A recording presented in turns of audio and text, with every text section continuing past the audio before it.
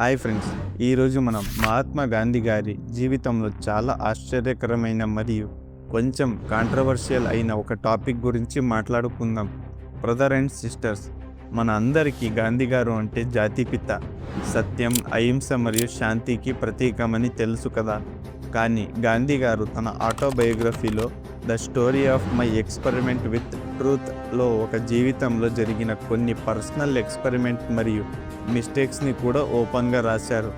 ఆ ఎక్స్పెరిమెంట్లో కొన్ని ఇప్పటికీ చాలామందికి షాక్గా గురి చేశాయి మరియు డిబేట్ క్రియేట్ చేస్తున్నాయి.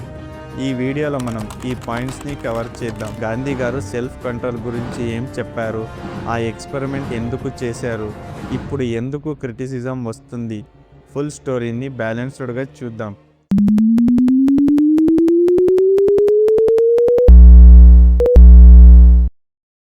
తన ఆటోబయోగ్రఫీలో గాంధీ గారు తన లైఫ్ని సత్యాన్ని వెతుక్కునే ఒక సిరీస్ ఆఫ్ ఎక్స్పెరిమెంట్ లాగా డిస్క్రైబ్ చేశారు. ఆయన నమ్మకం ఏంటి అంటే సత్యం బుక్స్ చదివి కాదు, సత్యం ఎక్స్పెరిమెంట్ ద్వారా తెలుస్తుంది అని చెప్పారు. అందుకే ఆయన చేసిన ఎక్స్పెరిమెంట్ ఏంటంటే ఆహారం, అంటే ఫుడ్ హ్యాబిట్స్ మీద డిపెండ్ అయి ఉంటుంది. ఉపవాసాలు, సింపుల్ లివింగ్, అహింస, సెల్ఫ్ కంట్రోల్. గాంధీ గారి ఒపీనియన్ ప్రకారం సెల్ఫ్ డిసిప్లిన్ అనేది స్పిరిచువల్ గ్రోత్కి కీ అన్నమాట. 1906లో ఆయన బ్రహ్మచర్యం తీసుకున్నారు. అప్పటికి కస్తూరిబా గారితో పెళ్ళి అయ్యి పిల్లలు కూడా ఉన్నారు. కానీ ఆయన ఐడియా ఏంటి అంటే ఫిజికల్ డిజైర్స్ మీద కంప్లీట్ కంట్రోల్ పొందే సొసైటీ సర్వీస్ కోసం ఎనర్జీని యూజ్ చేయాలి అని. కొన్ని ఇయర్స్ తర్వాత గాంధీ గారు తన బ్రహ్మచర్యాన్ని టెస్ట్ చేయడానికి కొంత కాంట్రవర్షియల్ ఎక్స్పెరిమెంట్ కూడా చేశారు. ఆయన థాట్ ఏంటి అంటే మనిషి ఎంత డిఫికల్ట్ సిచ్యువేషన్లో ఉన్నా కూడా సెల్ఫ్ కంట్రోల్ని మెయింటైన్ చేయగలడా అని.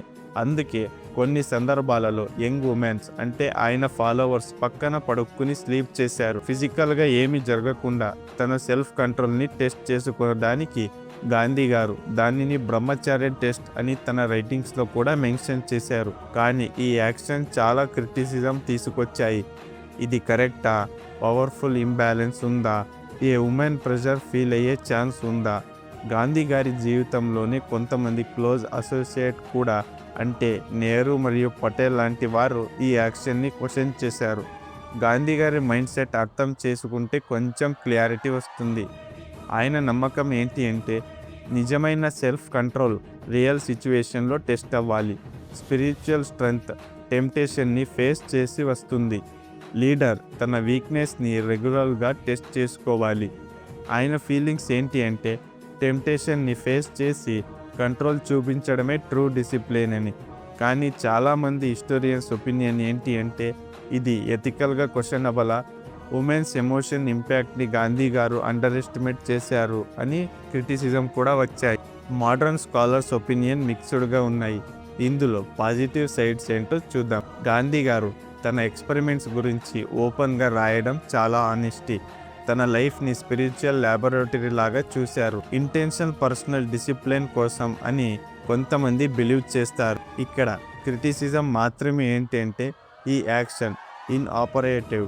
ఉమెన్స్ వ్యూనరబుల్ పొజిషన్లో ఉన్నారు, లీడర్గా ఇంకా రెస్పాన్సిబిలిటీ ఉండాలి అని.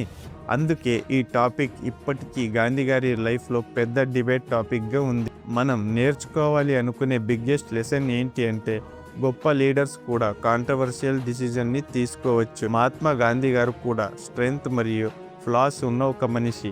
తన ఆటోబయోగ్రఫీలో పర్సనల్ స్ట్రగల్స్ని ఓపెన్గా షేర్ చేయడం చాలా హిస్టరీని కరెక్ట్గా అర్థం చేసుకోవాలి అంటే సక్సెస్తో పాటు మిస్టేక్స్ని కూడా చూడాలి. అప్పుడే మనం పాస్ట్ నుంచి నిజంగా నేర్చుకోగలం. గాంధీ గారి ఈ ఎక్స్పెరిమెంట్ గురించి మీరు ఏమనుకుంటున్నారు ఫ్రెండ్స్?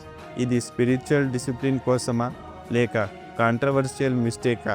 మీ ఒపీనియన్ని కామెంట్లో తప్పకుండా షేర్ చేయండి. ఇలాంటి హిడెన్ ట్రూత్స్, రియల్ స్టోరీస్ మరియు హిస్టరీ వీడియో కోసం మా ఛానల్ని లైక్ చేయండి, షేర్ చేయండి, సబ్స్క్రైబ్ చేసి బెల్ ఐకాన్ని ప్రెస్ చేయండి. నెక్స్ట్ వీడియోలో కలుద్దాం ఫ్రెండ్స్. Bye bye.